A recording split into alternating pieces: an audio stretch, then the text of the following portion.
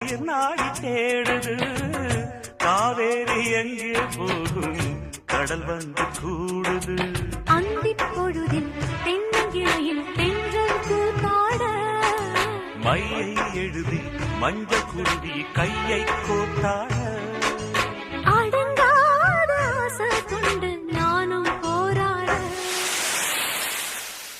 உனக்கென பிறந்தவ ரெக்க கட்டி பறந்தவ இவதான் என விட உனக்கு இங்கு மனசுக்கு பிடிச்சவ எவதான்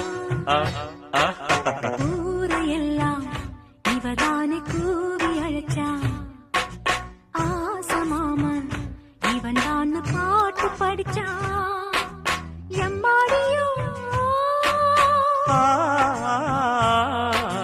எனக்கென பிறந்தவ ரெக்க கட்டி பறந்தவ இவதான்